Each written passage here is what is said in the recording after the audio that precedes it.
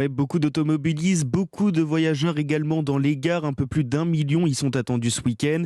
Et alors que l'épidémie de Covid repart à la hausse, le gouvernement recommande le port du masque dans les transports, même s'il n'est pas obligatoire. Alors qu'en pensent les voyageurs? Allez-vous porter le masque lors de vos déplacements? Pour Europe 1, Mélina Fachin est allée vous poser la question en gare de Strasbourg. Alors que de très nombreux trains à destination du Sud affichent complet, la question du masque se pose effectivement. Les avis sont partagés. Tant qu'on ne dit pas sincèrement de le mettre et tout, il n'y a pas besoin de le mettre. Quand il fait chaud, on a quand même du mal à respirer avec. Donc aujourd'hui, comme le Covid, pour moi, je le considère comme une grippe. Du coup, je porte pas le masque. Oui, nous allons le porter dans le train. Mesure contraignante mais nécessaire dans les circonstances. Ils sont toujours blindés, les TGV pour le sud-est, le sud.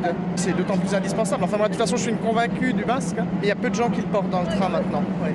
Et c'est justement ce qui inquiète Gilles Dontanville, secrétaire fédéral pour l'UNSA ferroviaire. Il constate une hausse des cas de Covid chez ses collègues, notamment ceux au contact du public. Les trains seront quand même quasiment tous complets. Et donc, bien évidemment, c'est ce qui nous préoccupe aussi pour la santé des salariés, mais aussi pour la bonne circulation des trains, que ce phénomène de contamination augmente avec les trains bondés et que dans les prochaines semaines, des plans de transport adaptés doivent être mis en place par la SNCF suite à un défaut de personnel disponible. C'est pourquoi la SNCF préconise vivement le retour du masque dans les trains et les gares. Strasbourg, Mélina Fachin, Europe 1.